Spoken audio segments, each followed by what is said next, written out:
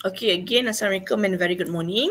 So today we move to the next chapter, new chapter, which is topic 4, employee recruitment and selection. Okay, and this is our learning objective. Okay, in the end of this class, all of you should able to define what is recruitment. And then kita akan go through lah objective and also important of employee recruitment. Source, and then you will identify source and method of employee recruitment, and then kita akan tengok alternative to employee recruitment. Kemudian kita masuk second part of chapter 4, which is selection. Kita akan tengok definition of selection, objective and important of employee selection, process and method of employee selection, and lastly employee recruitment and selection in Malaysian public service. So kalau kita boleh cover within this 1.5 hours, so kita boleh cover lah. Kalau tak boleh, the next part maybe selection part kita akan discuss next following weeks, ya. Okay, so this is the keywords in this topic. You akan jumpa perkataan employee recruitment, internal recruitment sources, external recruitment sources, and then kita akan jumpa few lah keywords dalam this topic. Okay, and as an introduction, recruitment and selections are part of hiring process. Okay, chapter 3 kita dah belajar pasal human resource planning. Ya, dalam human resource planning, manager and HR department kena buat analysis. Ya, HR employee requirement dengan HR employee availability. So you kena buat analysis, and then after that you need to do comparison. If let's say you punya result adalah surplus extra manpower, you kena reduce you punya manpower back to normal. And if let's say after do analysis and the result show shortage, your organisation having deficit of manpower, jadi kita kena buat recruitment. Recruitment to process to find, process to looking for new employee lah. So this topic, chapter 4, we are specifically focusing on recruitment and selection process. Maknanya kita tahu ya, kita buat recruitment ni sekiranya organisation kita mengalami shortage. So then kita kena buat recruitment, process to hiring, process to looking for new employee. Ni dah kita akan belajar in this chapter. Ya, nak cari pekerja baru, apa prosesnya. So kita akan belajar hari ini. Okay. So dia kata kat sini recruitment and selection are part of hiring process. Yes. Recruitment and selection is a part of process in hiring process ataupun looking for people lah, looking for new employee. So how an organization hire individual will determine whether she or he is an asset or a burden for the organization. Therefore, an organization must exercise extreme cautions while dealing with hiring process, since incorrect move may leave it with a huge loss to deal with. Maksudnya sekarang ni, okay, if you have lack of manpower, you need to hire new person. But orang yang kita baru tu, orang baru yang kita nak cari, nak kerja dengan company kita tu, okay, adakah dia akan jadi asset of the organisation or burden of the organisation? I dah mention awal-awal dulu ya, employee ni very important in every organisation. They will performing all the tasks given and help the organisation to achieve their goal. Okay, employee yang bagus akan lead organisation you kepada kejayaan lah. Okay, and you able to compete with the competitors. So employee tu dia punya penggerak. Jadi macam mana? Jadi ideanya kita ni kenalah cari pekerja yang bagus, ya, supaya boleh menjadi asset of the organisation. Tapi ada situasi ni juga, pekerja yang kita hire tu akan jadi burden of the company. So macam mana? Kenapa boleh jadi burden pula? Mungkin antara sebabnya during recruitment and selection process, you tak do it properly. Ya, you main buat je lah, main cari je pekerja. Tangkap muat je. Sebab you kan dah tak cukup staff, desperately need people. So some HR department ni, dia urgently need people dan menyebabkan proses tu hiring people tu dia buat cincai-cincai je. Itu yang kadang-kadang kita dapat calon yang tak berkualiti, and in the end of the day dia akan jadi burden of the organisation. So that's why tak kisahlah you urgently need people ke desperately need people ke, when it come to recruitment and selection you must do it properly. You kena fikir long term, kena fikir panjang sebab kita nak cari pekerja yang boleh jadi asset of the organisation. Boleh dapat pekerja yang boleh contribute to the organizations as a fullness. So penting, recruitment and selection ni penting. Sama lah macam you all kan. Nak mencari pasangan, nak mencari jodoh, of course you akan cari yang the best. Okay? Kenalah filter calon-calon yang you sedang berkawan sekarang ni. Nak cari yang terbaik supaya dapat isteri, dapat suami yang bagus. Okay, rumah tangga pun boleh bahagia dan sebagainya. Sama juga, majikan pun dia perlu cari pekerja yang terbaik. Okay, supaya boleh, company tu boleh berjaya. Okay, dan harmoni lah dapat pekerja yang bagus ni. Alright, itu idea dia. So now we're moving to definition of recruitment. Yeah. Sebelum tu kita tengok juga lah ini dia punya proses ya. Process of recruitment and selection. So stage 1 ataupun proses number 1, you need to do human resource planning. Ini kita discuss last week. You buat HRP and then result tu katakan result you adalah deficit, shortage. So then you kenalah buat recruitment. Yeah, stage number 2 tu recruitment. So if manpower shortage is expected, utilize the best recruitment sources and method to attract potential candidate. Stage number 2, kalau kita perlukan pekerja, ada certain position perlukan pekerja, lepas you buat HRP planning tadi, so you kena buat recruitment. Tak cukup staff, kena cari staff. Lepas dah dapat calon, you kena pilih calon yang the best to work with your organisation. Okay, itu stage number 3, selection part.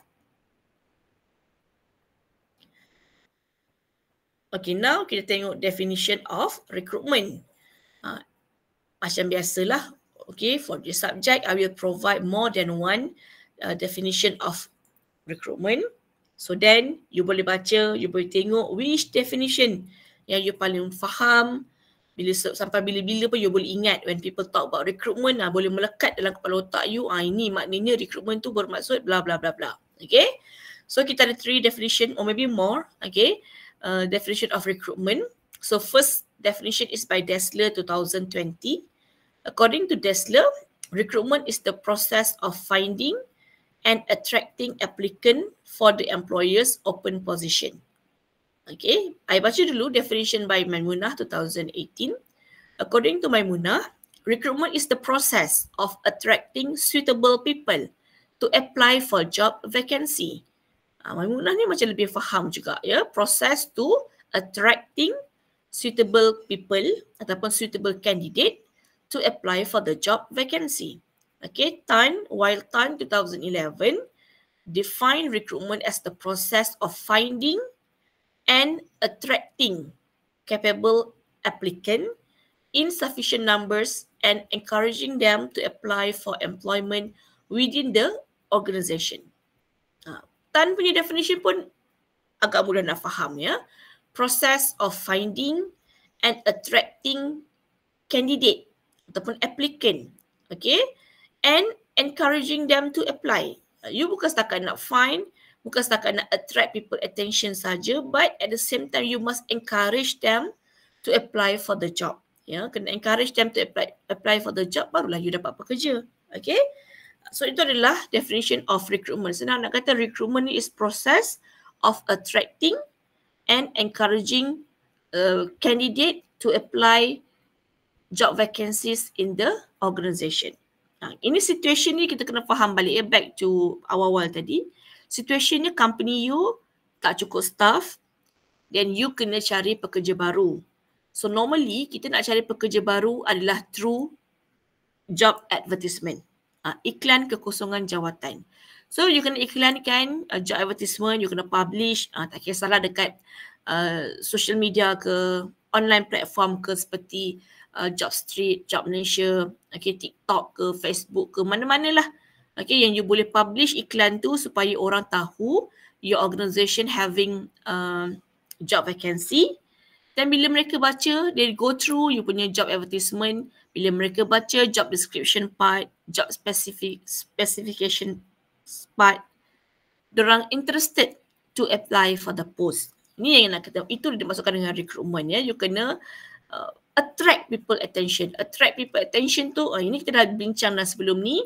You kena come out lah dengan iklan yang menarik, yang able to provide good benefit to the candidate. Ya, macam itu contoh kita dah belajar dalam strategi managing shortage minggu lepas. Antaranya you kena come out lah dengan good incentive package. Okay, you mention lah boleh ada flexible working hours lah, work from home lah, ada daycare center lah. It's up to you lah. Yeah, you kena do it nicely supaya when people look at your advertisement, they are interested to join your company. Yeah, so maknanya itu adalah recruitment. Kita nak attract people by using job advertisement. Okay. Masih lagi definition of recruitment. Saya boleh skip lah ini. Ini you boleh baca. Ni you punya homework. Baca. Okay, recruitment part. So kita dah tahu dah recruitment ya. Recruitment process of attracting and encourage suitable candidate to apply job vacancies ataupun job opening in your organisation. So kenapa? Kenapa we need to do recruitment? Apa important ataupun objective of recruitment? Okay, so generally a recruitment and selection policy is to ensure a transparent and fair hiring process that can assist the HR officer to select the right candidate on the basis of merit and relevant with the job. Okay, so basically recruitment kita dah buat job advertisement, dah publish to people. So normally kita akan letak email ya. Kita dalam job advertisement tu you akan attach email supaya applicant ni boleh submit lah mereka punya application form. Okay, so normally orang akan hantar borang permohonan kerja dan attach with you punya resume. Normally you kena hantar dua benda, resume dan juga application form. So you pun email lah kepada HR department. So once HR department receive you punya application form, you punya resume, of course mereka akan go through. Ya, mereka akan tengok, mereka akan screening you punya resume. So mana yang meet an organisation punya requirement, dia akan put aside. Mana yang tak meet, yang tidak memenuhi specifications untuk jawatan tersebut, kita akan eliminate lah. Itu proses dia akan pilih ya. Kenapa kita kena pilih, kita kena tengok resume, kita kena check everything because kita nak ensure we have transparent and fair hiring process. Kita nak transparent ya, yang mana meet kita punya requirement, okay, fulfill semua requirement, syarat-syarat dalam job specification for example, kita proceed to the next level which is interview and so on. Ya, mereka-mereka yang tak memenuhi specification kita kena eliminate lah. Okay, sebab kenapa? Sebab kita punya aim nak cari the best candidate, the right candidate for the right job. Kita nak pilih calon yang terbaik to work with our organisation. We are looking for asset of the company, so that's why you kena find the best. Ya, itu idea dia secara general. And we move to objective ataupun important of recruitment. So we have 5 objective over here. So first important ataupun first objective of recruitment, to take relevant action to meet manpower requirement. Ini kenapa you kena buat recruitment, sebabnya you kena settlekan isu shortage in your company. Your company lack of manpower. Okay, so you kena come out dengan shortage strategy.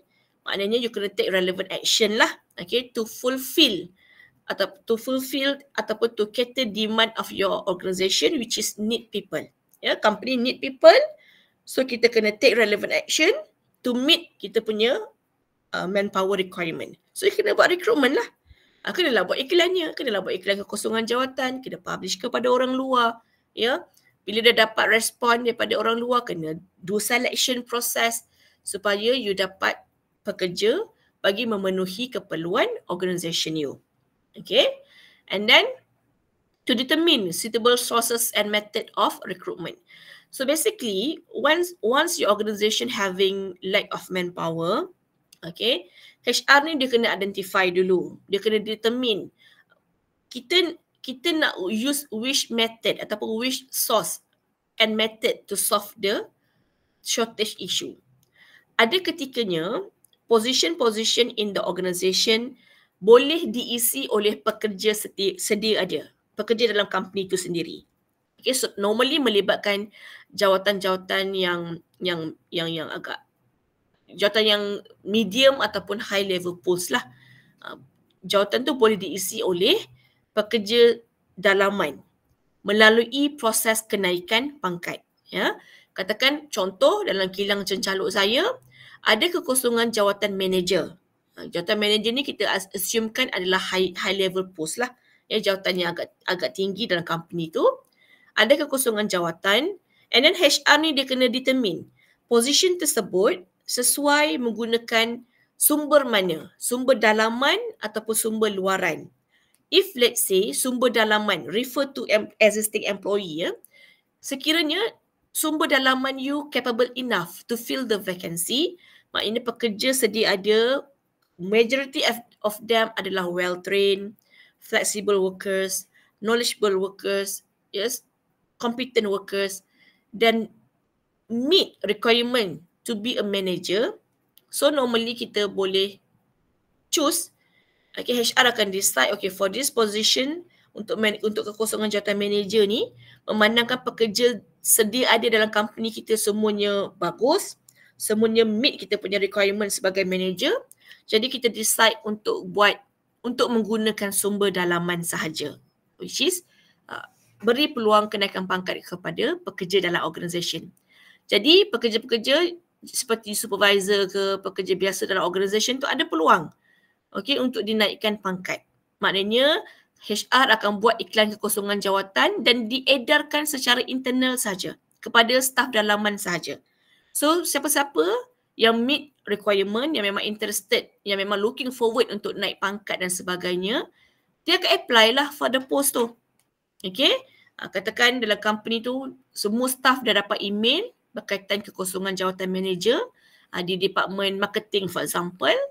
Okay, so pekerja yang baca iklan tu, mereka rasa menarik juga jawatan ni. Inilah peluangnya aku nak naik pangkat. Aku nak apply lah. Kebetulan semua requirement pun aku ada.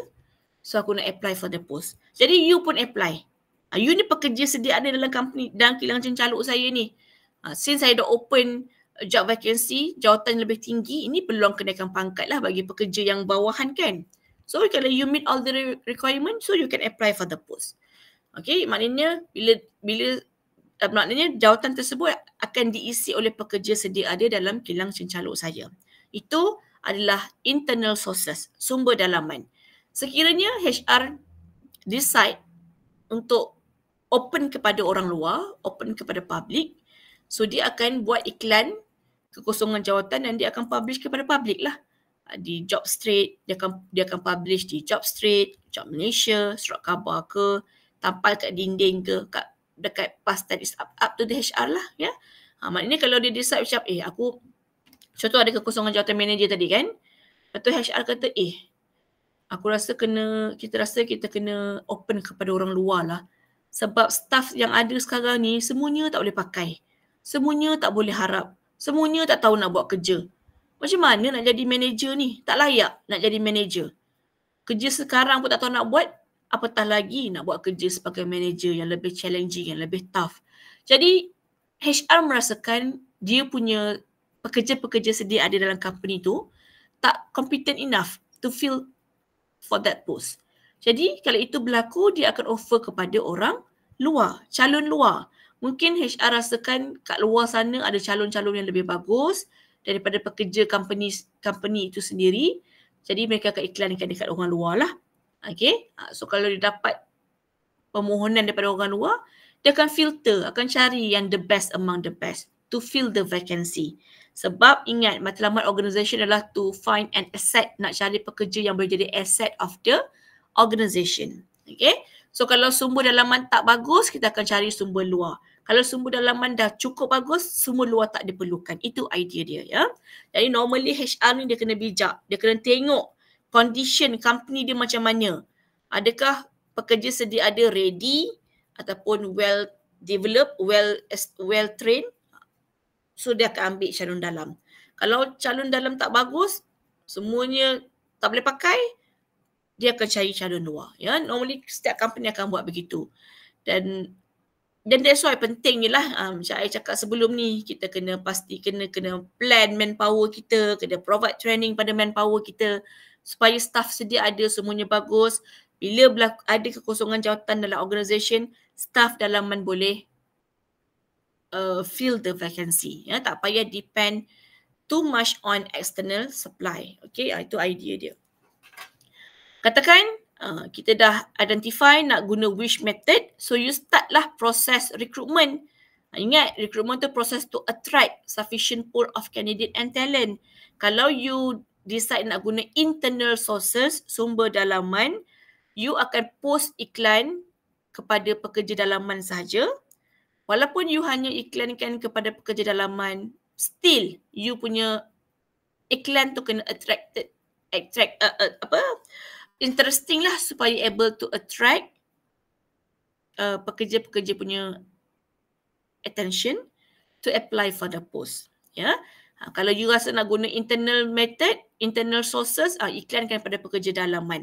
Kalau nak guna external sources, iklankan kepada orang luar.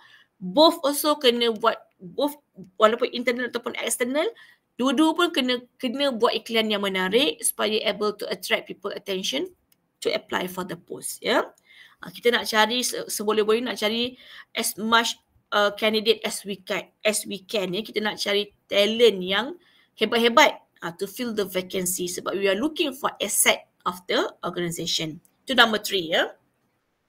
Number 4, the next objective ataupun important of recruitment is to fulfill social and legal obligation in HRM practice. Apa yang dimaksudkan dengan to fulfill social and recruitment practice ni? Okay, bila you nak buat advertisement, ya, ini kita merujuk kepada recruitment process, ya, proses nak hiring people through advertisement, ya. So to fulfill social and legal obligation means bila you nak buat iklan kekosongan jawatan, it must be transparent lah. Maknanya transparent mean dalam you punya job advertisement, you kena mention clearly, okay, you perlukan candidate umurnya berapa, okay, daripada bidang mana, very transparent. Dan you kena mention, you kena share job analysis, okay, kepada future employee you supaya mereka boleh baca advertisement tu dengan clear. Ya, don't hide any information. Kalau pekerjaan tu adalah pekerjaan yang high risk, low risk, kena mention dia punya environment, kerja dekat luar ke, kena kerja travel ke, kena kerja outdoor ke, indoor ke, kena mention, kena be transparent, ya. Kena be transparent supaya orang yang apply tu adalah orang yang betul-betul jelas dan faham mengenai pekerjaan yang mereka apply. So once mereka dapat kerja, nanti mereka dah expect lah benda tu, dan tak adalah berlaku culture shock dan sebagainya. That's why kena be transparent, ya.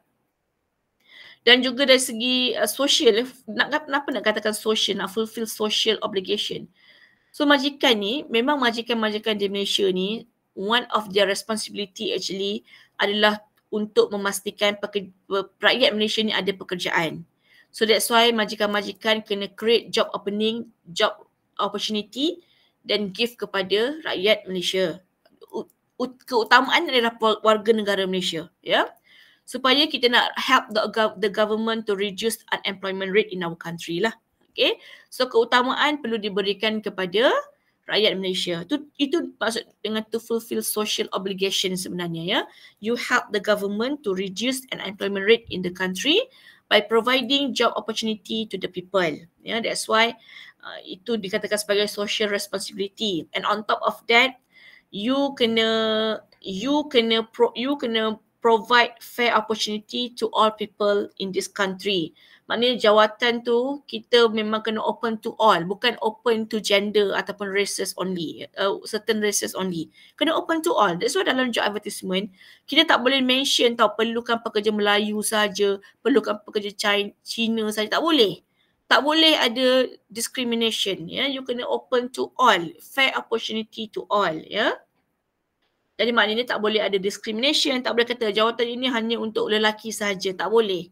Ya, kena fair opportunity sebab kita ada social responsibility, ya. And on top of that, kita kena ada legal obligation, means you kena ensure you punya you punya pekerjaan tadi tu tak ada elemen-elemen of discrimination. Kalau berlaku elemen-elemen of discrimination, ya, pekerja tu sebenarnya dia boleh summon company tu walaupun dia belum bekerja lagi. Contoh, katakan ada dia kata kat situ dia calon calon adalah wanita daripada kalangan lelaki saja. Kalau wanita rasa benda not fair, it's not fair, so dia boleh je mengadu di pejabat buruh, mahkamah perusahaan dan sebagainya. Sebab you tak fulfill legal obligation, ya. Maksudnya you melakukan discrimination towards gender. Okay. And then juga legal obligation maknanya you kena ensure lah pekerjaan tersebut you offer kepada mereka yang mencapai umur untuk bekerja. Katakan 18 tahun ke atas. Tak boleh umur tu you open kepada semua budak-budak boleh kerja, tak boleh, ya. Kena ikut akta perusahaan, akta buruh lah.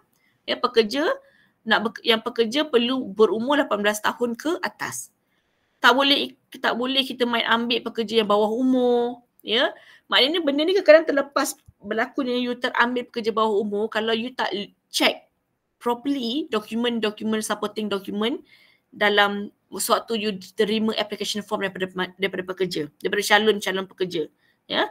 That's why kalau nak apply kerja you kena attach you punya my card, ya. Sebab kita nak tengok umur dan juga nak ensure you adalah Malaysian citizen lah, ya.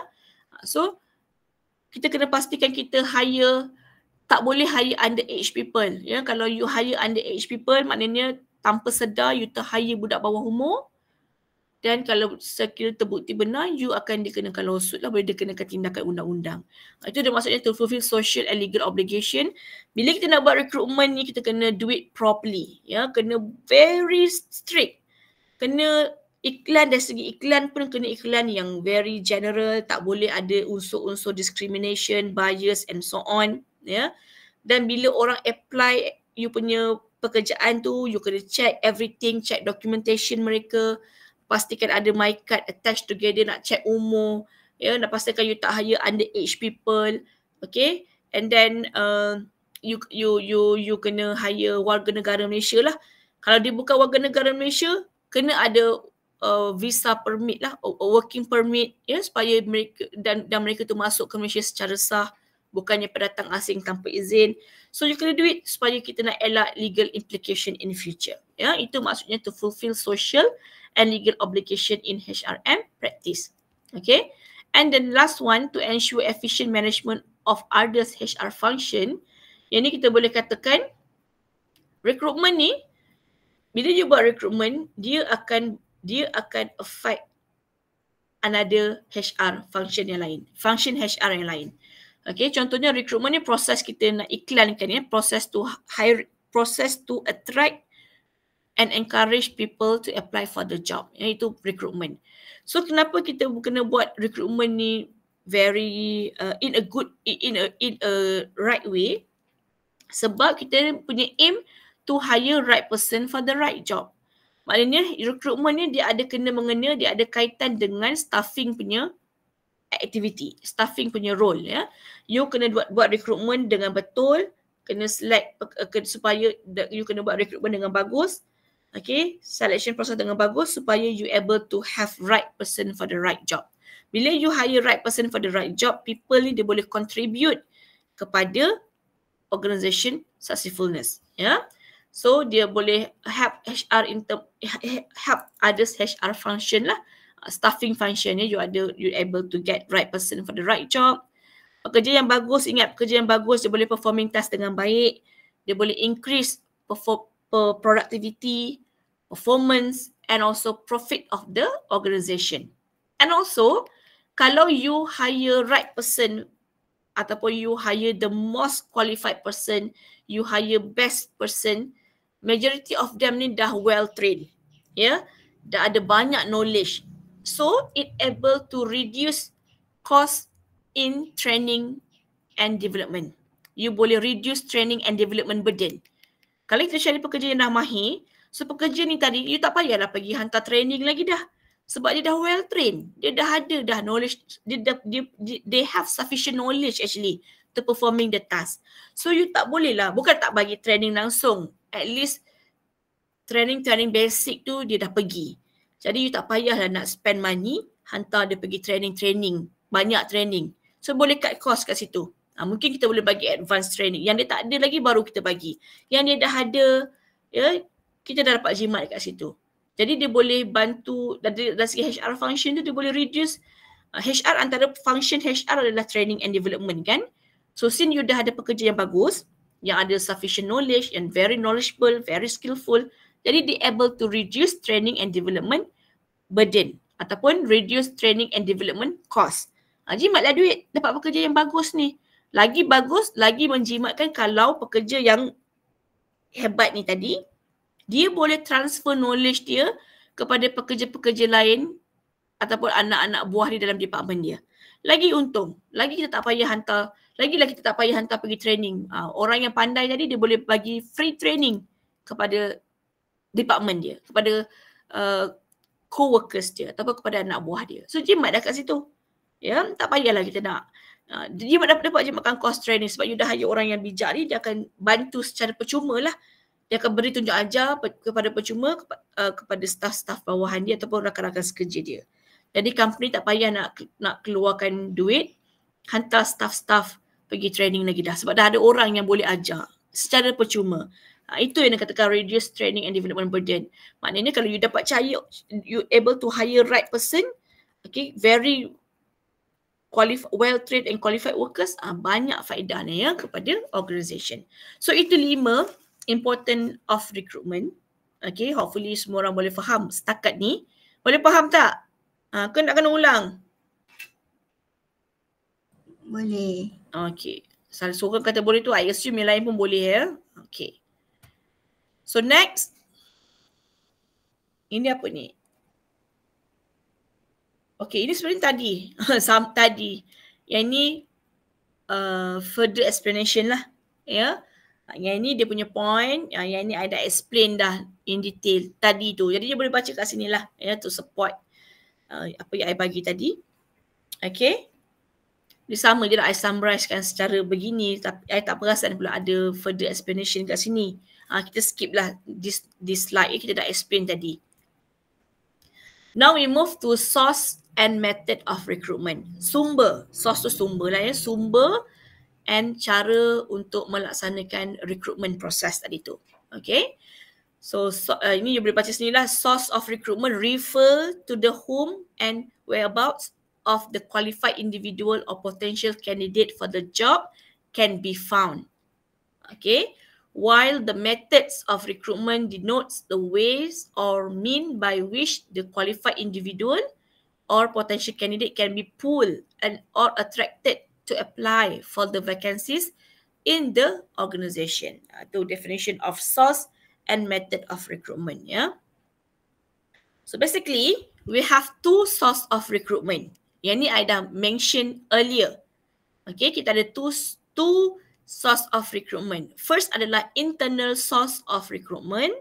Second is external source of recruitment. Okay. Kalau internal, nama pun internal ya, internal source of recruitment refer kepada calon from within the organisation. Maknanya sumber pekerja tu adalah di kalangan pekerja sedia ada dalam you punya organisation. Okay, internal sources refer kepada existing employee. Ya, pekerja sedia ada dalam company tu. Contoh macam I bagi example awal-awal tadi, kalau ada kekosongan jawatan senior executive ke, ada kekosongan jawatan manager ke in your organisation, kalau you nak gunakan sumber dalaman, maknanya jawatan tersebut boleh diisi di kalangan pekerja sedia ada. Okey? Katakan kekosongan jawatan manager di bahagian marketing. So tempat yang kosong tu boleh diisi oleh sesiapa sahaja dalam company tersebut. Okay, itu kita namakan sebagai internal source. Alright. So kalau external source, nama pun external is refer to outside. Outside of the organisation. Maknanya kalau ada kekosongan jawatan dalam organisation tersebut, and HR decide to offer kepada external source, kepada orang luar, jadi kita akan gunakan external source, external sources. Okay, so ingatlah ada internal sources, external sources. Internally, internally, maknanya is refer to pekerja, existing staff in the organisation. Memang pekerja sedia ada dalam company kita. Kalau external sources of recruitment, you perlukan calon, you nak calon yang fill the vacancy tu dari kalangan orang luar, outsider, outside people outside the organisation. Itu sumber, kena faham there's a internal tu apa, external tu apa. Jangan tertukar. Nanti kalau tertukar satu, dah akan lain akan salah, So ini very important, kena clear. Walaupun nampak macam salah, internal maksudnya dalaman lah, sumber dalaman. Sumber dalaman tu siapa? Merujuk kepada pekerja sedia ada. Okay, external, sumber luaran, merujuk kepada sesiapa saja outside of the company, So ini lebih detail lah. Okay, lebih detail. Contoh-contohnya, okay, source and method of recruitment. Kita nak tengok, first ni kita akan discuss about internal source, sumber dalaman dan juga method of recruitment. Dia macam ni, kalau kita gunakan internal sources, automatically dia akan jadi internal method of recruitment. Method yang kita akan gunakan adalah internal method of recruitment. Now kita discuss about internal source dulu. Sumber dalaman dulu. Sumber dalaman ni siapa? Okay, pertama sekali is refer kepada existing ataupun current employee, present employee. Okay, present employee maknanya merujuk kepada pekerja sedia adalah candidate yang sedang bekerja dalam company kita tu, sama ada secara permanent, kontrak ataupun temporary workers. Okay, pekerja-pekerja yang ada dalam company kita itu adalah sumber dalaman yang pertama. Internal source yang pertama adalah existing ataupun present employee. Okay, orang yang sedang bekerja dalam company tersebut. Okay, katakan kilang cencaluk saya ada kekosongan jawatan manager dan you nak go for internal sources, so calon-calonnya adalah di kalangan pekerja yang sedang bekerja di kilang cencaluk saya lah. Okay, itu yang pertama. Second adalah former employee, candidate who are interested to come back or rejoin. They can be retires ataupun those leaving for others reason. Okay, former employee means sumber dalaman yang kedua refer kepada former employee, bekas-bekas pekerja you. Okay, contohnya pekerja you yang dah berpencen tapi masih lagi sihat, masih lagi fit to work. Okay, ataupun bekas-bekas pekerja you yang dah berhenti kerja secara baik. Mereka tu boleh jadi you punya potential candidate. Sebab ada ketikanya bila berlaku kekosongan jawatan, selain you dah offer kepada existing staff, you juga nak offer kepada former employee you.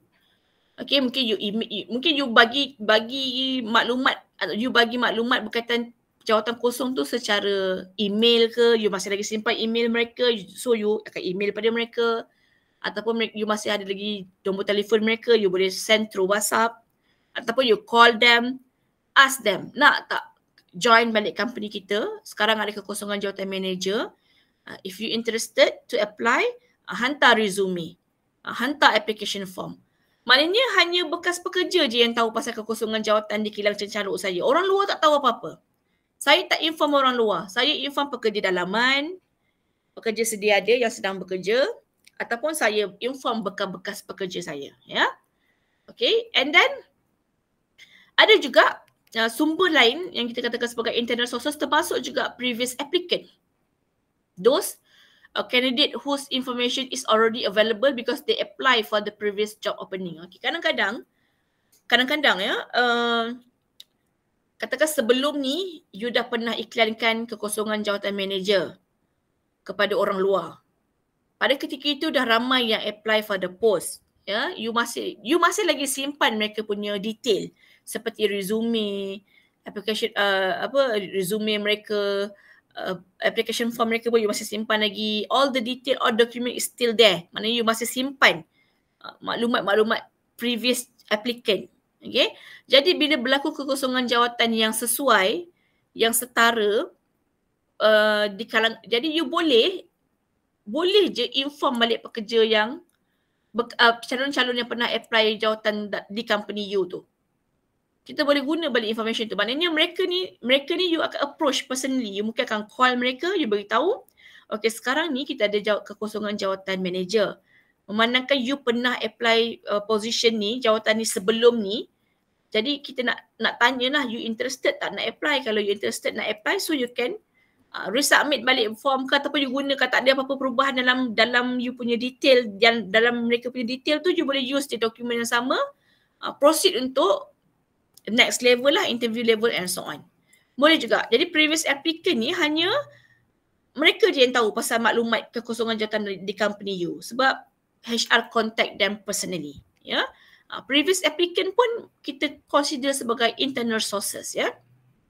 Dan seterusnya yang keempat adalah peers ataupun acquaintance of current employee. Ini adalah peers ni adalah ahli keluarga pekerja kilang cencaluk saya. Katakan you bekerja dekat kilang cencaluk saya. Okay, katakan at the same time you tahu ada kekosongan jawatan dalam company saya. Kebetulan jugalah anak saudara baru habis belajar ke, kan? Anak saudara baru berhenti kerja ke. So you boleh inform them. Okay, awak macam contoh, kesianlah kau ni dah berhenti kerja, struggling nak cari kerja, nak tak kerja kat kilang cencaluk saya? Kebetulan kilang cencaluk makcik ni ada kosong jawatan sekian-sekian, sesuai lah dengan you punya qualification tu. Apply lah, hantar borang, hantar resume. Makcik kita akan cakap macam tu kat kita, kan? Itu bukan kabel sebenarnya, dia adalah peers. Maksudnya you masuk, dia bukanlah kabel, maksudnya hanya, tapi you dapat information tu daripada orang dalam. Yang kalau kat luar tak jumpa pun iklan pasal jawatan tersebut. Sebab kita edarkan secara internally. Jadi makcik you dah beritahu kat you, nak tak kerja kosong dalam dah grad ni, tak kerja lagi ni, cubalah apply kerja kosong kat company makcik ni. Kat kilang cencaluk makcik ni, mana tahu ada rezeki. Makcik you akan cakap macam tu, kan? So kita pun apply. Itu pun dinamakan sebagai internal sources, ya, of recruitment. Okay, itu antara contoh-contoh sumber-sumber yang kita katakan sebagai sumber dalaman. Ada 4 kat situ. So hopefully setiap sumber ni you clear lah. You faham lah macam mana nak explain. Okay, next adalah internal method of recruitment. Kalau kita dah guna internal sources, automatically dia akan jadi internal method of recruitment. Okay, so first adalah promotion from within. Okay, promotion. Promotion ni maksudnya kenaikan pangkat. Bukannya promotion buy one free one, ya, kat pasar raya tu, bukan. Promotion di sini dalam HR, promotion refer to kenaikan pangkat, ya. So kat sini, kalau kadang-kadang normally kenaikan pangkat ni berlaku kalau kekosongan jawatan tu adalah jawatan yang tinggi. So berlaku kenaikan pangkat daripada position rendah kepada position yang tinggi, ya. Itu maksud promotion from within, kenaikan pangkat. So promotion from within ni kita boleh dilakukan secara 2 cara. Pertama adalah job promotion, kenaikan pangkat lah. Management decide on vertical movement of an employee to higher position.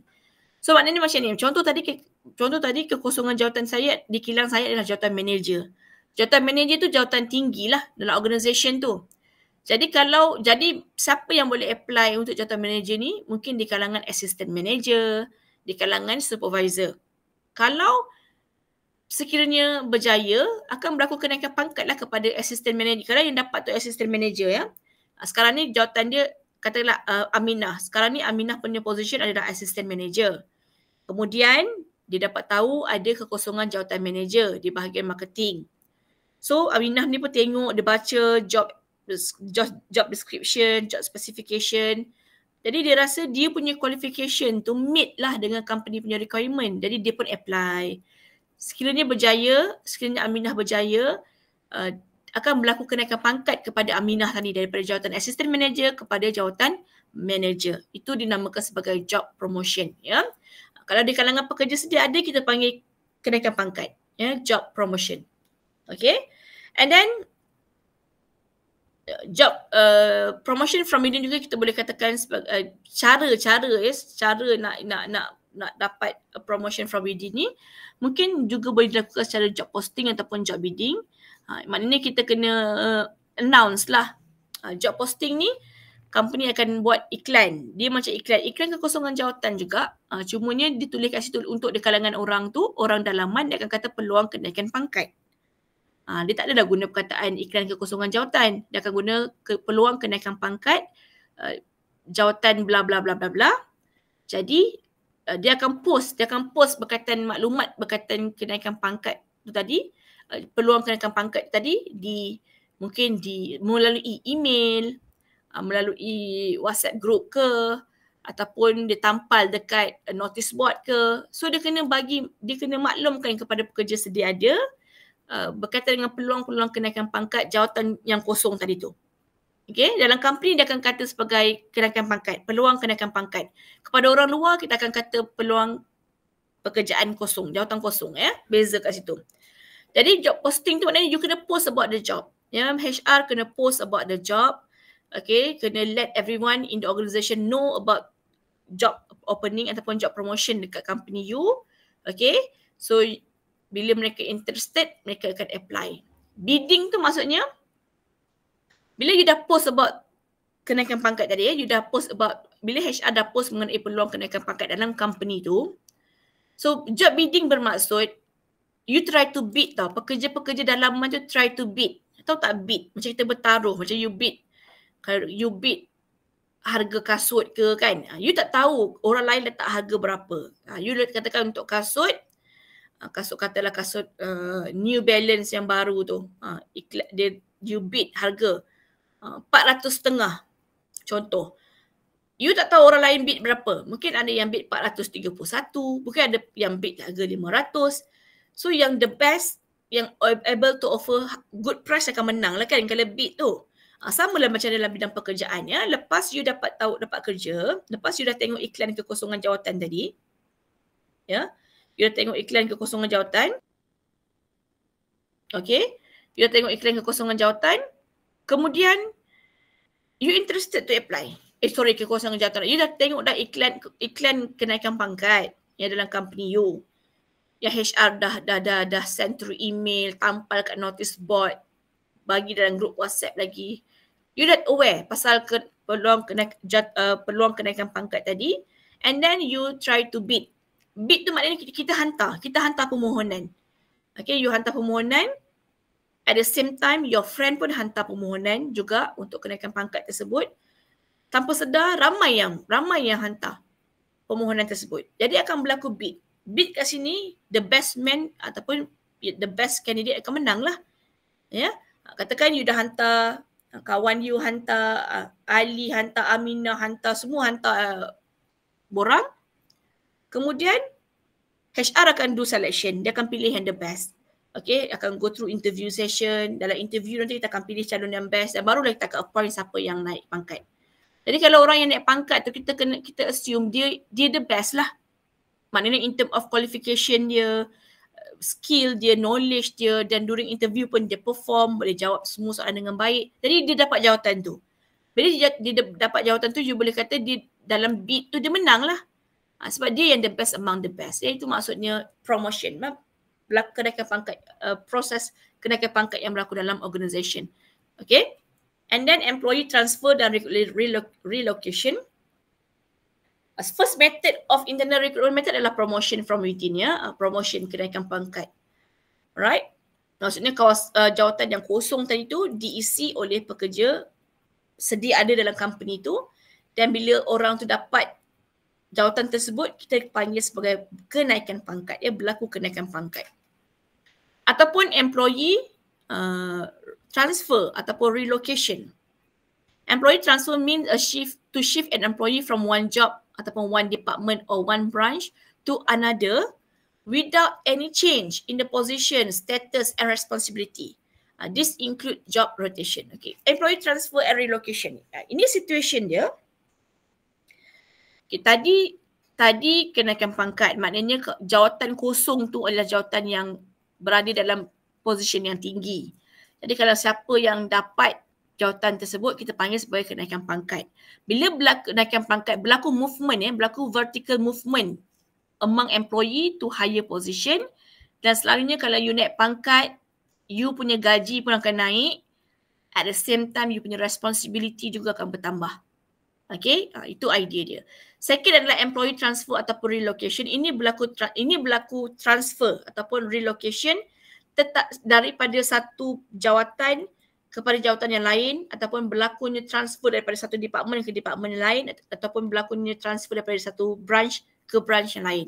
Contoh, ya, ada kekosongan untuk jawatan assistant manager di Department of Marketing. Sekarang ni, you sedang bekerja sebagai assistant manager di admin department. Kebetulan you tahu ada kekosongan jawatan di marketing department. Jawatan yang sama, assistant manager, cuma department berbeza. Okay? Katakan you dah bosan, you dah boring kerja dekat bahagian admin. Dah tepu dah rasa, dah tak mampu dah nak kerja, nak hadap benda yang sama every single day. So bila ada kekosongan jawatan yang sama di department yang berbeza, okay, you interested to apply. You sebab you rasa I need to change my environment, my working environment. I nak learn new things. I want to learn new skill. Dah bosan dah kerja sebagai admin ni. Kebetulan ada kekosongan di bahagian marketing. Walaupun position yang sama, assistant manager juga, you interested to apply. Sebab you're looking for new knowledge, you're looking for new skill, ya. Katakan bahagian admin ni kerjanya buat kerja admin, clerical works je kan. Bila kerja bahagian marketing, you nampak macam best juga. Dapat communicate dengan orang, dapatlah increase you punya confidence level, communication level.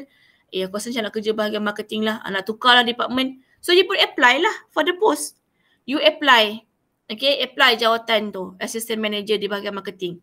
Kalau bisa kata dapat, ya, you dapat jawatan tersebut, so you akan dipindahkan department.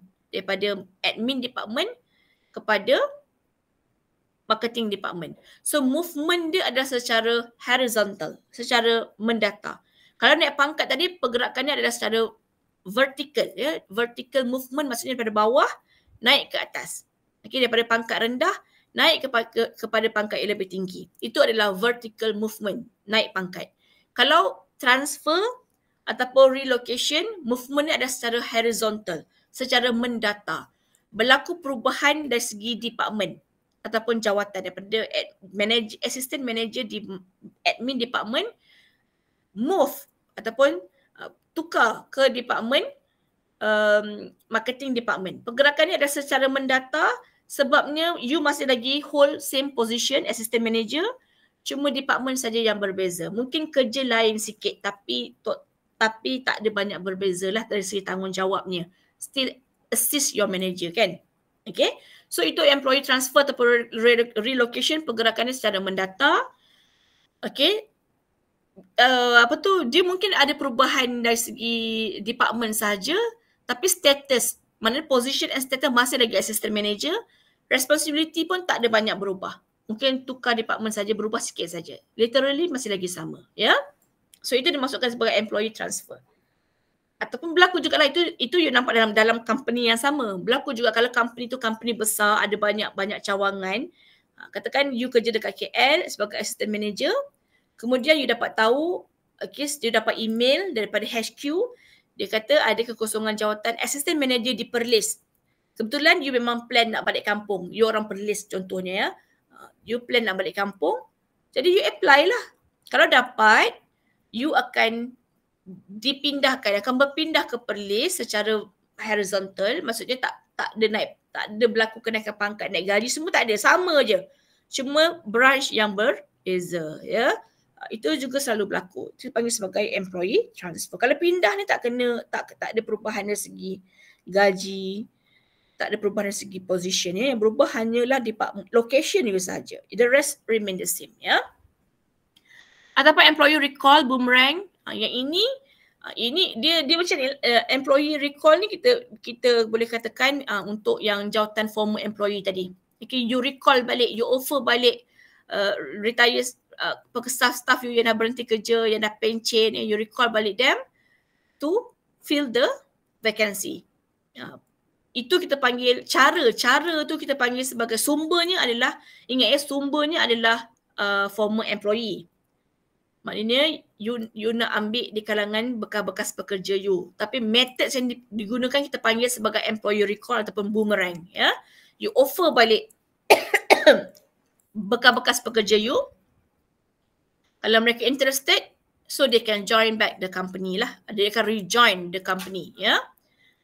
Okay, itu kita panggil teknik tu, kita panggil methods tu kita panggil sebagai employee recall ataupun boomerang. Boomerang, tahu kan boomerang yang dia pergi balik kan, dia dah pergi, datang balik kerja kat kita, macam tu, right? And then application reassessment, yang ini application reassessment tu untuk previous applicant. Sumber dia previous applicant, methods yang kita gunakan yang kita panggil sebagai application reassessment. Maknanya you consider balik previous applicant for the new job opening can be moved, maksudnya you consider balik mereka-mereka yang pernah hantar borang permohonan pada you. Okay, and then you call mereka, offer, interested tak nak apply kerja kosong dekat company kita.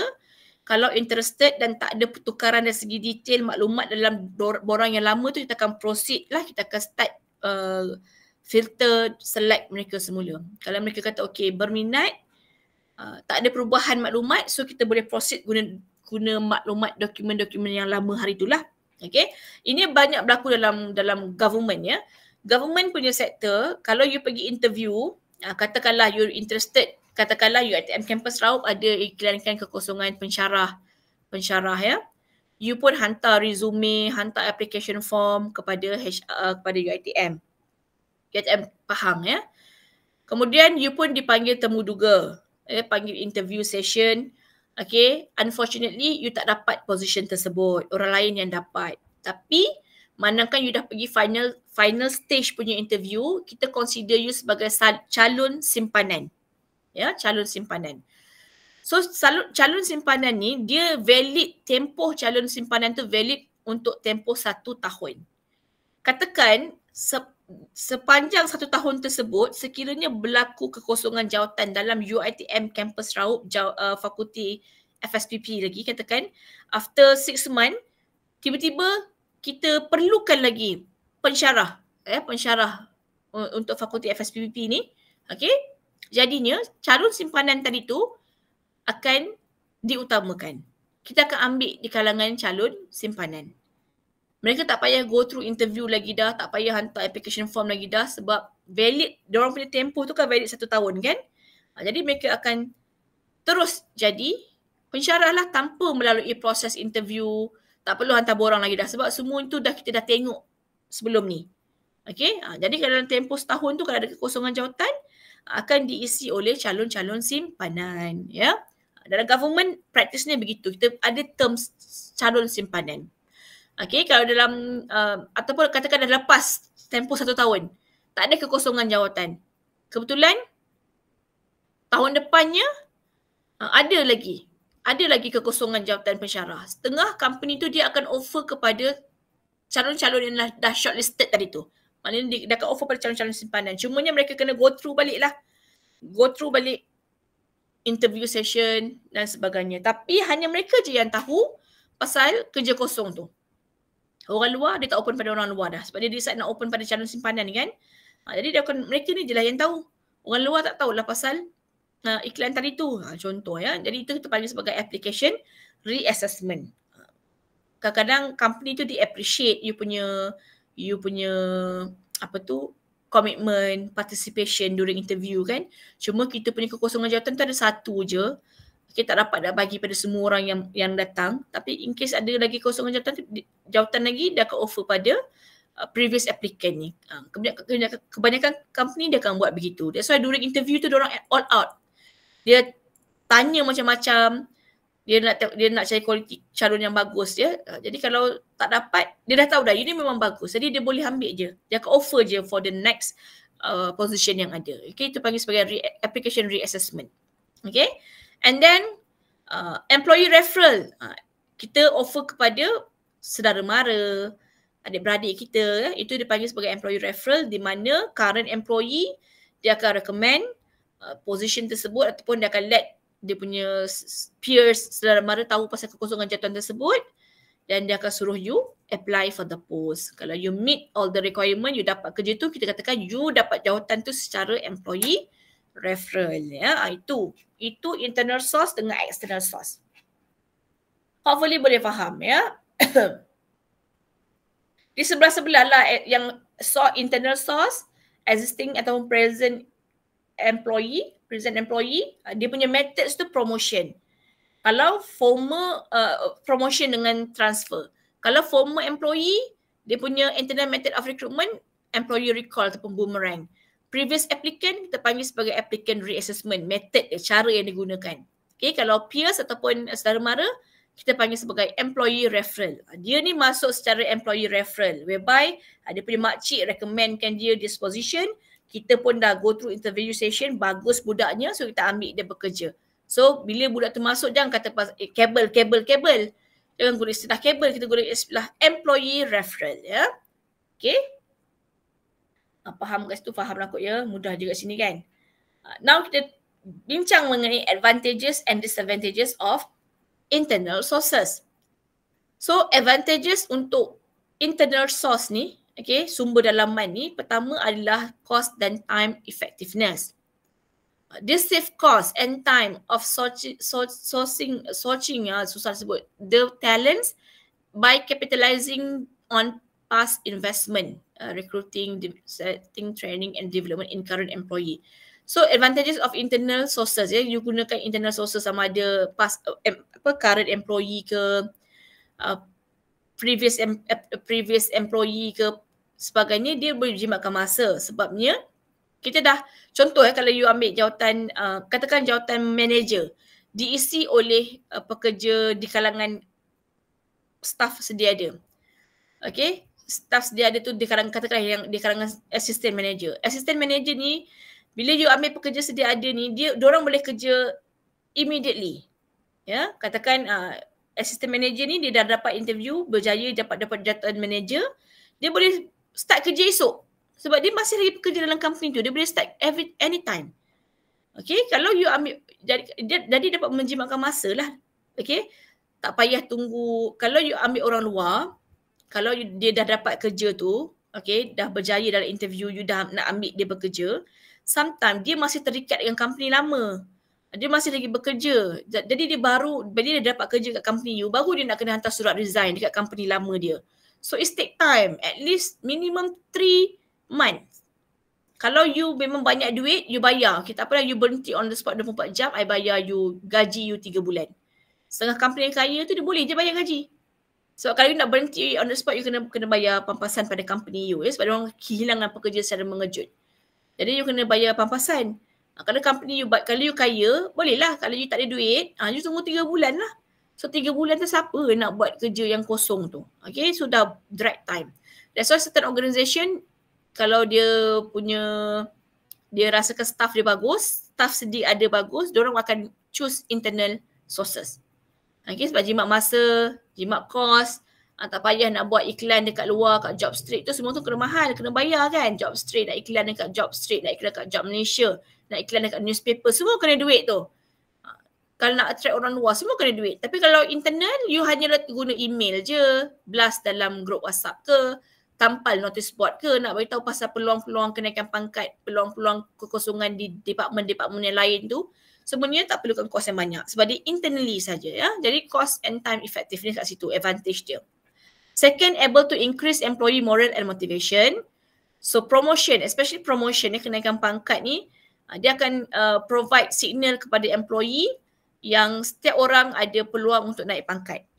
Okay, kalau company tu ada kekosongan jawatan, ada kekosongan jawatan tinggi yang kita panggil sebagai kenaikan pangkat, Jadi bila pekerja dalaman dapat naik pangkat tu, dia akan bagi signal pada orang lain yang company you ni memang pro pekerja. Maknanya memang sentiasa provide opportunity for staff to get promotion in the organisation. Maksudnya dia akan increase motivation and moral di kalangan pekerja lah. Siti, kau dengar tak cerita? Siti dah dapat lah, dia berjaya lah naik pangkat jadi manager hari tu. So jadi kawan-kawan lain akan kata, kita pun kena kerja bersungguh-sungguh lah. Mana tahu nanti in future rezeki kita pula. Jadi dia akan increase moral and motivation among the workers. Sebab mereka percaya kalau mereka berusaha, mereka perform, mereka pun ada rezeki naik pangkat juga in future. Sebab company tu lebih utamakan pekerja dalaman lah daripada ambil orang luar to fill the vacancy. And then easier employee adaptability. Since you memang dah bekerja dekat situ ataupun you dah pernah bekerja dekat situ, ataupun you bekerja, makcik you ada dekat situ, kalau you masuk secara employee referral kan, anak saudara, makcik saudara dia ada dekat situ, jadi dia senang nak adapt dengan working environment tu. Kalau pekerja sedia ada, katakan you sekarang ni assistant manager, kemudian you berjaya interview jadi manager, esok you dah start kerja sebagai jawatan manager, you dah tak payah, you dah terus boleh adapt dah dengan working environment tu sebab memang you kerja kat company tu kan. Cuma jawatan, position je yang berbeza, yang lain the rest remain the same. Kalau tukar department pun company yang sama juga, rehat boleh jumpa kawan-kawan lama you juga kan. So you senang nak adapt. Kalau anak saudara pula, kalau bekas pekerja pula pun senang nak adapt. So you dah pernah kerja kat situ, you dah kenal bos, dah kenal kawan-kawan, dah tahu dah dia punya culture. Jadi tak ada masalah untuk you adapt dengan cepat. Sama juga dengan anak saudara, employee referral ya. Anak saudara tu dia masuk kerja, makcik saudara dia ada kat company tu. Jadi dia tak adalah panik sangat, tak adalah takut sangat sebab ada saudara mara di dalam tu ya. Jadi dia akan easier employee adaptability ya, adopt and adapt dengan mudah lah dengan culture, value, policy, procedure and so on ya. And then greater fairness, foster advancement opportunity for employee, especially members of protected classes within an organisation. Greater fairness macam susah nak explain, dia tak payah. Simpler and better selection, good knowledge of candidate potential, strength and weakness lead to more accurate choice of talent. The simpler and better selection tu maknanya bila you offer kepada orang dalam, you ada good knowledge about your staff. You dah tahu dah dia ni punya potential, you tahu dia punya strength, you tahu dia punya weaknesses. So kalau you nak bagi peluang nak kenaikan pangkat ke, at the same time you boleh provide lah apa yang you boleh bantu dia supaya dia boleh perform dengan lebih baik. Maksudnya kita dah ada maklumat, kita ada maklumat pasal pekerja kita. So kalau dia naik pangkat ke, tukar department ke, mudah untuk you bantu mereka. Okay, sebab you dah tahu dah dia personally, you dah tahu potential, strength dia, mudah untuk you bantu dia supaya dia boleh grow jadi better workers ya. Cuma tetap ada disadvantages. Okay, first adalah limited choice. Limited supply. Maksudnya kalau limited choice tu, kalau you nak offer jawatan tu kepada staff sedia ada, existing staff. Katakan you ada 100 orang staff je. So you punya choice very limited, terhad kepada 100 orang itu sahaja ya.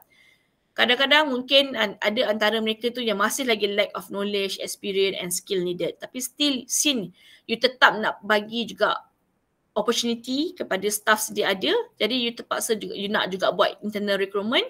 So you mungkin akan dapat staff dengan cepat tapi mungkin the lack of knowledge and so on. Kemungkinan akan berlaku benda ni lah ya. Tapi ada juga yang tak ada. So ini kita nak tengok disadvantages yang mungkin ada. Okay, salah satunya limited choice. You tak ada banyak pilihan sangat. Ya, you punya pilihan tak ada, terhad kepada 100 orang itu sahaja. Ataupun terhad kepada, very limited lah kalau kita open pada orang luar.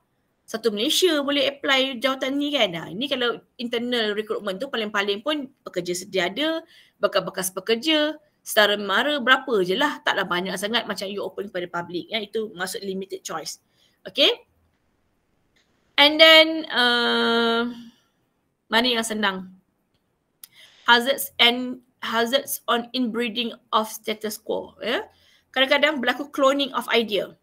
And attitude increase when no outsider are considered for hiring. Kalau you terlalu asyik-asyik, asal ada kekosongan jawatan je, you offer pada orang dalaman. Asal ada kenaikan pangkat, you offer pada orang dalaman. Dia akan menyebabkan satu situation dipanggil sebagai cloning of idea. Bila kita hanya offer pada orang sedia ada yang very limited, kadang-kadang you akan sampai satu tahap you dah kehilangan idea-idea baru, ketandusan idea-idea baru. Sebab orang staff-staff sedia ada ni dia ada satu pattern tau. Dia macam cloning. Kalau dalam meeting, dah meeting tanya pendapat, okey, Encik Ali, ada apa-apa pendapat tak? Saya punya pendapat bla bla bla bla bla. Okey, Abu, apa pendapat awak? Sama macam Ali. Ataupun dia macam you macam dah comfort tau dengan environment tu, and then you tend to please you punya orang atasan, you tak ada nak cakap apa-apa, you akan tend to jadi yes boss punya person. Boss cakap apa you accept je, tak ada langsung nak membantah ke apa ke. Dia akan jadi cloning lah. Dia tak akan ada pembaharuan. Dia sampai satu tahap tak ada idea-idea baru. Itu dah company susah nak grow tu kalau kita terlalu tepu dah sebab balik-balik orang yang sama je kan. Dia akan jadi tepu kat situ. Okay. Dan juga mungkin akan berlaku favoritism dan juga nepotism. Okay, tendency of referring peers and acquaintance that they prefer not for the candidate talent and credibility. Bila kita gunakan, contohnya berlaku you nak gunakan internal sources, guna employee referral. Okay, so akan berlaku nepotism. Maksudnya you akan dalam company tu balik-balik saudara mara dia je. Sebab dia masuk guna employee referral. Akan berlaku nepotism. Nepotism tu ahli keluarga. Maknanya banyak jawatan-jawatan, pekerjaan dalam organisasi tu diisi oleh ahli keluarga dia ataupun ahli keluarga kawan-kawan dia. Balik-balik saudara mara je dalam tu. Dah macam menjadi perniagaan adik-beradik pula. Kan? So bila nepotism, you tak dah ada kroni lah. Bila berlaku nepotism akan berlaku kroni, akan berlaku favoritism. Jadi katakan bila nanti kalau ada in future dia kenaikan pangkat, dia nak naikkan anak saudara dia. Pekerja-pekerja yang tak ada kena-mengena, tak ada pertalian saudara akan left behind. Bahkan berlaku benda-benda macam ni ya. Toxic environment begini ya. And then waste of time waste on candidate who are not selected. The employee might have to leave their task to attend the selection process. Waste of time ni, ini adalah waste of time maksudnya bila kita dah offer jawatan tu kepada pekerja sedia ada, okay, pekerja ni kadang-kadang dia kena go through selection process lah, kena pergi interview. Jadi bila pergi interview tu mungkin dia tinggalkan kerja dia, kerja sekarang ni yang kata I nak pergi interview petang karang punya kerja, siapa nak cover I punya kerja? I nak pergi interview ni. Kerja I siapa yang nak buat? So dah tertinggal kat situ, tertunggak kat situ ya. Okay, dah pergi interview berjam-jam, lalu tak dapat. Bazir buang masa je. Penat-penat hantar borang, penat-penat nak pergi kedai gambar, ambil gambar terkini kan, nak attach dekat resume, sekali tak dapat kerja. Buang masa, buang duit. Macam itulah maksudnya. Okay, waste of time tu. Okay, so itu adalah advantages and disadvantages of internal recruitment. Okay, internal source dan juga internal recruitment. So hopefully semua orang tahu macam mana nak explain. Further explanation boleh guna Google.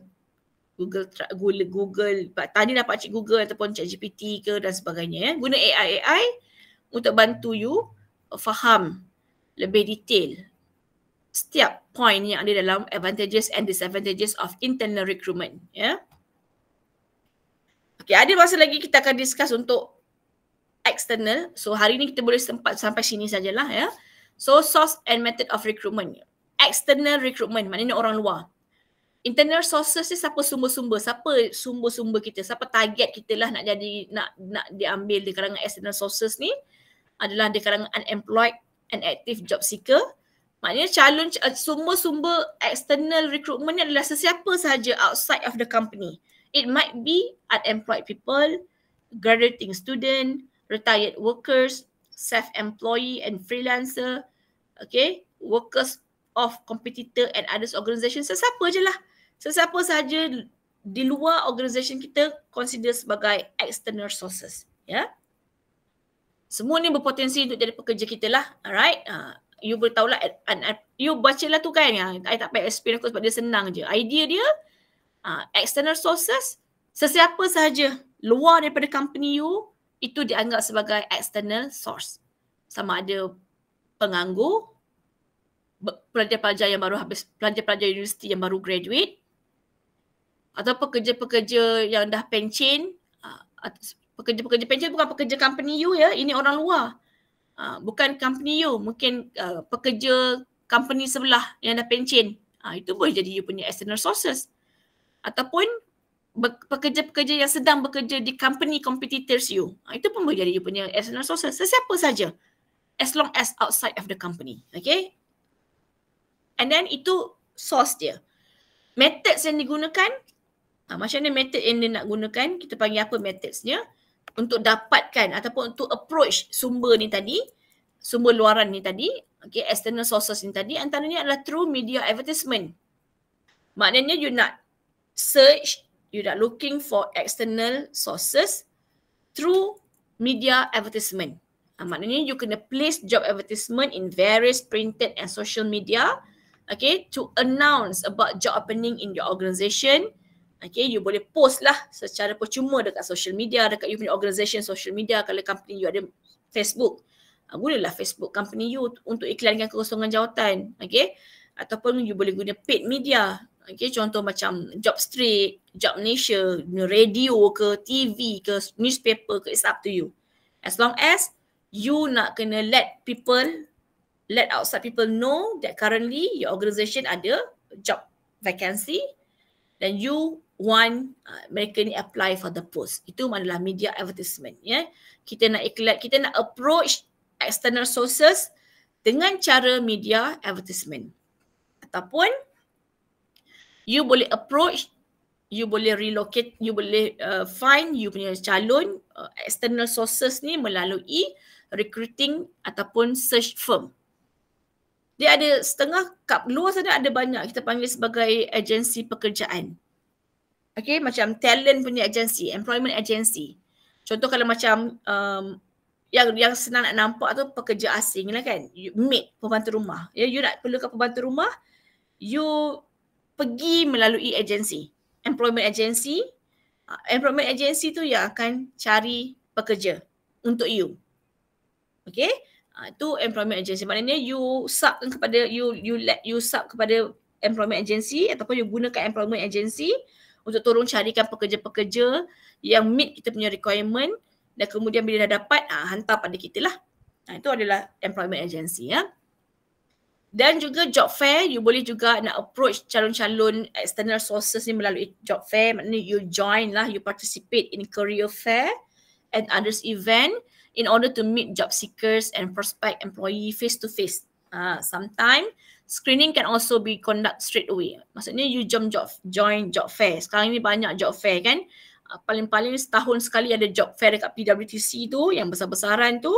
So kalau company you desperately need people, so you can join job fair, buka lah booth kat situ, edarkanlah flyers mengenai company you, okay, to attract people to apply for the post in your organisation. Certain company dia terus buat interview. Dia siapa yang datang, bila you datang job fair pun you kena bawa tau you punya resume. Kadang-kadang ada company yang dia akan terus straight away buat interview kat situ. Kadang-kadang jadi you interview lah, kalau dapat nanti dia akan call you ataupun dia terus bagi jawab, okay, you diterima. Bila boleh start kerja. Macam tu ada je company yang buat macam tu ya. So certain organisation dia suka join job fair ni sebab dia akan dapat prospek yang lebih luas. Dan kebanyakan orang yang join job fair tu memang people yang memang nak kerja. Jadi bila mereka dapat kerja, mereka akan all out. Mereka akan kerja bersungguh-sungguh. Sebab kita dapat target yang betul lah, orang memang looking for job. Yang actively ataupun desperately need work. You pula desperately need people. Elok lah tu. Okay, dapat calon dan terus boleh bekerja. Ataupun through campus recruiting ataupun school placement. Some organisation, dia ada collaborate dengan sekolah-sekolah. Dia akan buat waktu school placement, akan ada hari kerjaya lah, hari counselling lah. So company-company ni kadang-kadang orang akan buka dia orang punya booths lah. Jadi dia akan, walaupun budak-budak SPM boleh juga bekerja kan, budak SPM yang tak nak belajar tu, nak kerja tu, so dia dah boleh lah dropkan resume, drop application form. So kalau in future ada kerja kosong, dia akan contact balik mereka-mereka yang bagi details tadi tu ya. Sekarang tu dia akan buat kerjasama dia dengan kampus dan ataupun school placement. Okay, ada hari kerjaya kat universiti selalu buat hari kerjaya ya. Jadi siapa-siapa yang interested tu, bila di company tu buat joint campus recruiting atau school placement ni, student ni kena participate lah. Hantarlah resume you. That's why sekarang ni pun, walaupun you baru part 2, you dah kena update dah you punya resume time to time ya. Kalau campus Sarawak buat campus recruiting nanti, ada company-company datang, boleh drop you punya resume. Okay, peluang nak cari kerja tu akan lebih cerah lah. Okay, and then internship, setengah company dia akan collaborate dengan university untuk internship program. So maknanya diorang, universiti akan hantar student buat praktikal dekat company you. Katakan company, kalau lepas habis praktikal 6 bulan ke 3 bulan ke, dia rasa student ni bagus, dia akan offer kerja, nak tak terus jadi pekerja company kita. Kalau student kata okay, student dah dapat pekerja kat situ dah. Ya? Normally student intern ni dia, especially kalau dia buat intern dekat kawasan dekat-dekat dengan rumah dia ke, macam dia buat diorang Selangor, buat internship dekat Selangor. So dia okay je. Bila you offer kerja, dia akan okay. Kadang student macam you buat internship dekat KL, student daripada Terengganu, mungkin kadang-kadang dia tak nak offer lah, dia nak kerja kat Terengganu juga ke. Adalah, taklah semuanya nak ambil kerja tu kan. Tapi you boleh try. Boleh offer pada student-student internship you. Kalau yang bagus-bagus, you boleh offer. Nak tak lepas ni kerja dengan kita orang. Kalau okay je lah. Dah dapat pekerja dah kat situ. Okay. Ataupun job poaching. Employee raiding. Yang ni you see up employee from competing or others organisation to apply for the job. Yang ni you ambil pekerja dari kalangan pekerja-pekerja syarikat competitors you. Ni macam job hunting lah. Kalau you tahu pekerja company sebelah tu ada pekerja yang bagus, yang hebat, you boleh senyap-senyap offer dia, better offer. Bagi better offer pada dia. Kalau sekarang gaji dia RM10,000, you bagi gaji RM12,000. Buatlah apa-apa pun sampai you dapat pekerja yang hebat tu. Ni ada juga company yang buat job poaching ni ya. Dia try ambil pekerja-pekerja company luar. Okay, dengan offering competitive compensation package. Kalau orang jenis yang bukanlah mata duitan, setengah dalam bila bekerja tak ada istilah mata duitan ya. Semua orang ada keperluan yang berbeza-beza.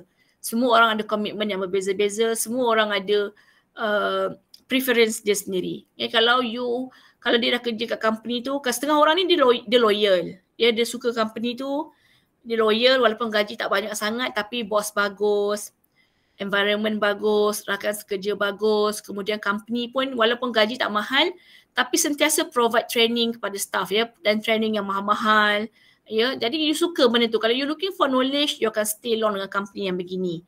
Atau kalau you jenis yang memang looking for money je, money oriented, pantang orang offer gaji tinggi, you pergi.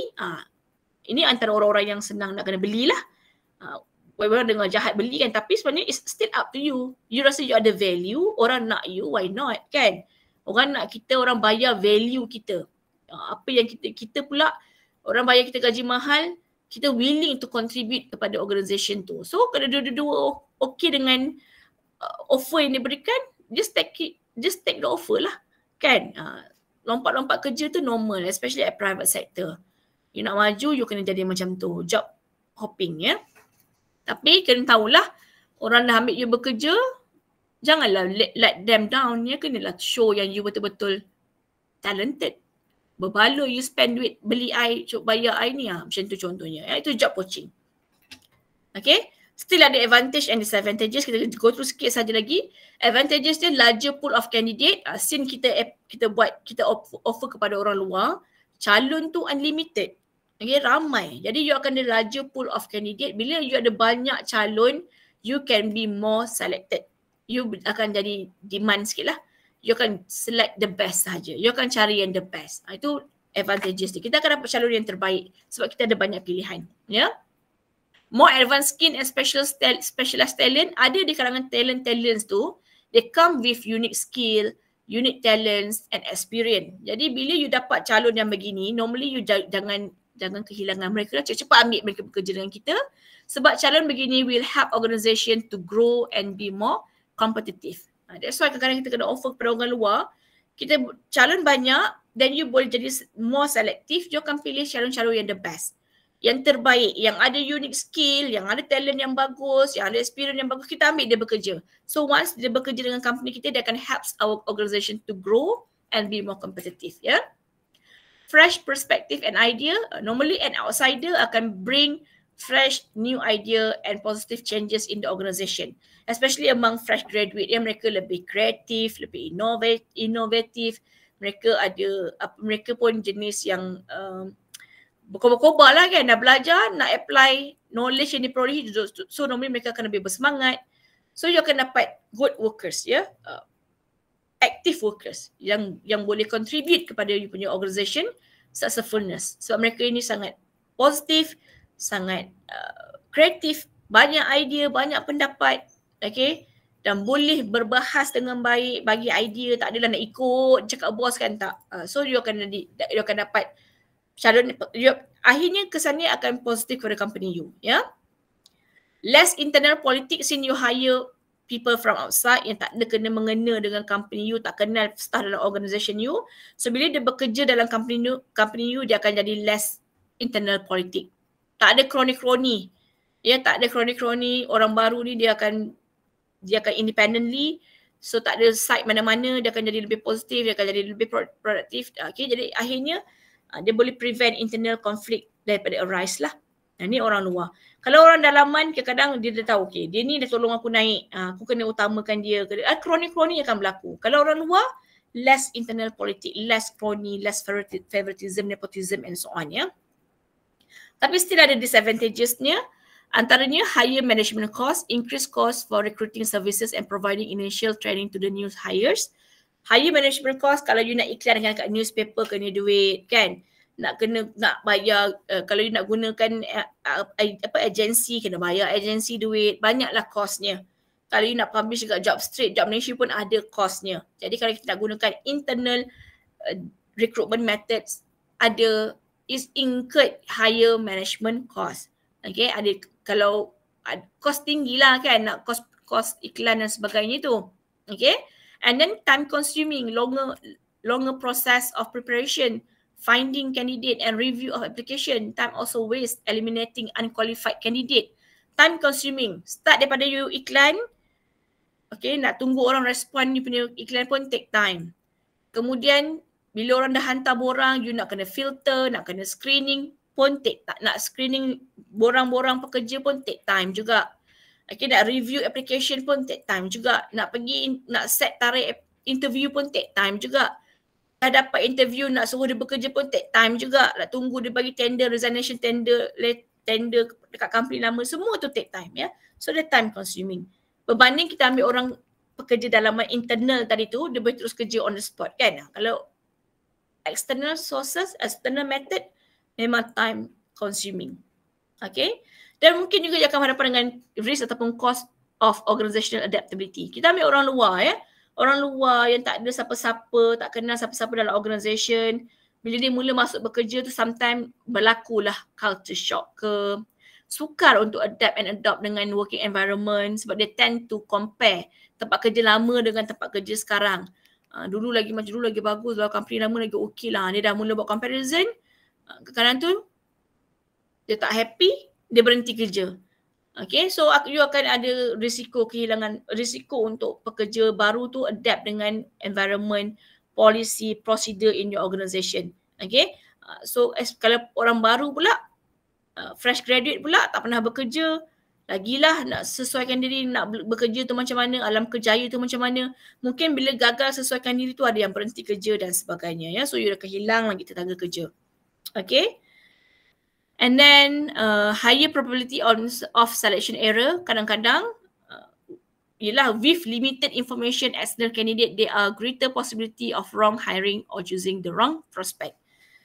Bila you ambil orang luar, you punya information about them are very limited. You hanya depending on what they write in the paper, maksudnya dalam resume mereka. You tak tahu mereka dengan lebih detail. You hanya bergantung, source of information yang you ada hanyalah resume sahaja, very limited kan. Kadang-kadang ada orang yang make fraud, ya, dia manipulate resume dia buat fraud thing lah, maksudnya dia tipu-tipu resume dia. Kita ni tak tahu. Kita ni tak, itu je lah yang kita boleh, itu je lah sumber maklumat kita ada kan. Dan mungkin ada ketikanya you hire wrong person. On paper very good.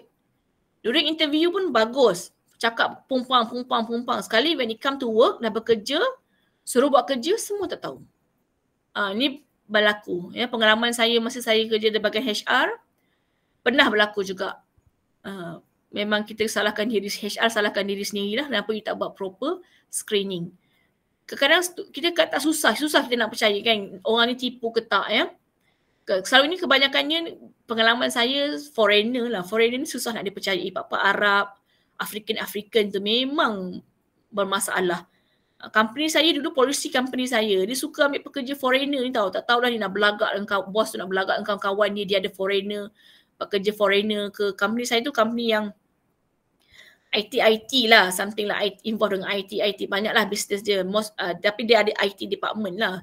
Dan dia suka je orang-orang IT tu di kalangan orang pak-pak Arab, African ni.